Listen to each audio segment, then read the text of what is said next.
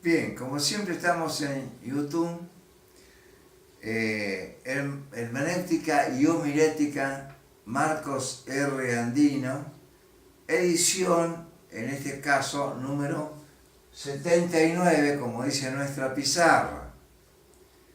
Nuestro tema en este día es, le recomiendo hacer pausa y leer una o dos o tres veces estos 8 versículos para poder tener en claro, bien en claro lo que vamos a decir ahora. El tema es, hay dos temas, que eso es muy difícil de encontrar en pocos versículos.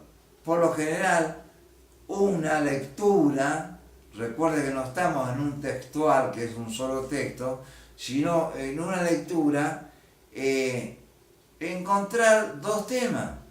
Por lo general, en un 90% es un solo tema. Acá hay dos temas. En 8 versículos, dos temas. ¿Cuáles son? La oración, como dice acá, y la agonía. ¿Pero de quién? Del Señor Jesucristo. Y luego, la oración y el pecado, ¿de quién? De los apóstoles, de los discípulos, la cual es la nuestra. Así que fíjese bien, porque esto es muy importante para interpretar.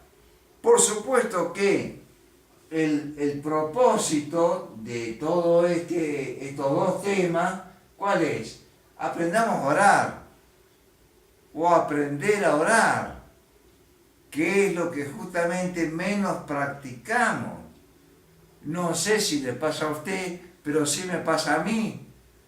Somos capaces de darle varios minutos a la interpretación o a otras cosas, pero muy poco se lo damos a la oración. Entonces acá aprendemos a ¿qué? A orar y recibir. Porque si no hemos aprendido a orar y a recibir, no hemos aprendido a orar. ¿Se entiende? Muy bien. El carácter obviamente es positivo. ¿Por qué? Porque estamos tratando de una lectura. Aunque sean 8 versículos, no importa. Es una lectura, por eso es de carácter positivo.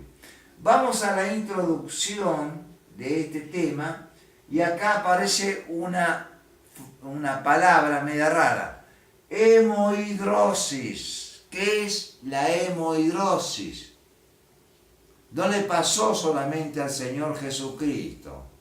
Le ha pasado a varias personas a través de la historia. Lo que pasa es que usted y yo no tenemos conocimiento, nada más. Pero, ¿qué es la hemohidrosis? Es cuando el sudor o la transpiración se transforma en sangrienta. Entonces, en lugar de caer gotas de transpiración, comienzan a caer gotas de sangre. ¿Se entiende eso? Eso es lo que le pasó al Señor Jesucristo, y viene por un estrés o por una agonía muy grande, muy profunda, muy intensa. Por eso es que estamos en lo primero, la oración de Cristo y la agonía de Cristo, allá en el Monte de las Olivas, antes de ser capturado, le produce una hemohidrosis. Comienza a sudar, dice los evangelios, uno de ellos, gotas de sangre que caen a la tierra. Entonces, es una hemorragia de las glándulas sudoríficas, de las glándulas que transpiran, de las glándulas que llevan hacia afuera la deshidratación. Ahora, con este fenómeno, que es un fenómeno obviamente, pero es real, porque lo ha sufrido otra gente, no solamente el Señor Jesús, ¿qué es lo que sucede? La piel se transforma en una cosa muy, muy tierna, como la de un niño, o muy frágil, como la de un viejo, como la de un anciano. En esas condiciones de piel fue llevado el Señor Jesucristo a el flagrum, que ya le vamos a decir lo que es, que era una tortura de los romanos.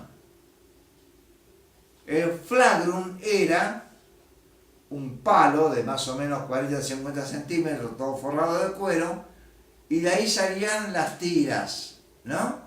4, 5 tiras, 6 tiras. Era como un rebenque para castigar. Pero se ponía o trocitos de hierro o se ponía trocitos de oveja, pero estamos hablando de huesos de oveja.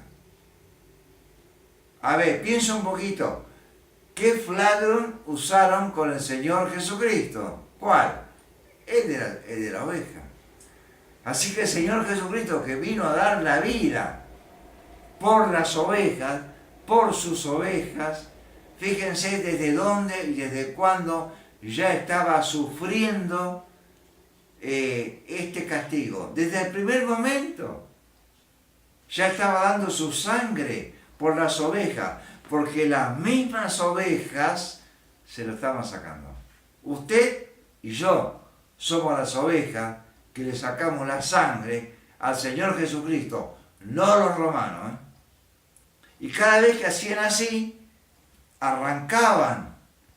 Y si era muy profundo el golpe, llegaban hasta los músculos. Y eso pasó con el Señor Jesucristo. Lo inhabilitaron. ¿Por qué se piensa usted que tuvieron que agarrar o elegir o tomar a alguien que aparece el nombre en la Biblia para que le lleve la cruz? ¿Por qué? Porque él no podía. A pesar de ser súper sano, porque era santo, él no tenía pecado, así que no tenía ninguna enfermedad. ¿Por qué no podía levantar la cruz? A ver, ¿alguna vez lo pensó?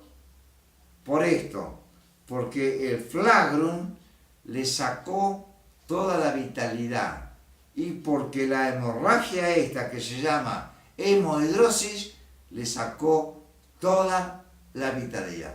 Estúdielo porque es un mensaje digno de darlo en otro momento. Estos estudios son para creyentes, para cristianos, para gente que está en la obra, que tiene que dar un devocional, alguna predicación. Bueno, utilícelo, no hay ningún problema. Estúdielo, amplíelo, que seguramente le va a hacer mucho bien a sus oyentes. Muy bien, vamos entonces al desarrollo. Esta fue la introducción. Y siempre hay que darla, hay que hacer una buena introducción para que el oyente capte, abra el paraguas, entienda perfectamente. Vamos al desarrollo de la lectura, que supongamos ustedes ya lo habrán leído. Si no lo leyó, haga pausa y léalo. ¿Qué tenemos en el desarrollo? La agonía ya la hablamos, el Señor Jesús. Ahora tenemos el pecado de ¿quiénes? De los discípulos. Lo primero que le dijo el Señor es: orad para que no entréis en tentación. Fíjese qué interesante. No le dijo: orad para que no entréis en pecado. No, porque primero viene la tentación, después el pecado. Él se llevó a sus 3 más queridos discípulos y les dijo: oren por favor por mí. Estoy en agonía, no puedo más. Ayúdenme. ¿Qué hicieron los discípulos, estos 3? Que ustedes saben quiénes son. Se durmieron. Acá en nuestro texto dice: se durmieron de tristeza. El otro lado dice: se durmieron porque estaban cansadísimos. El Señor Jesús también estaba recontra cansado. Pero usted va a coincidir conmigo. Cuando usted tiene un hijo o un nieto que está enfermo, muy gravemente enfermo, ¿no pierde el sueño? Seguro que sí. ¿Por qué no perdieron el sueño acá los discípulos y se durmieron? Porque no le dieron la importancia que tenía que tener. ¿Qué cosa? La agonía del Señor Jesucristo. Entonces entraron en tentación y luego cayeron en pecado. Y él vino varias veces a decirle, 2 veces, ¿por qué se durmieron? Por favor, oren. Vino de vuelta, ¿por qué se durmieron? Por favor, oren.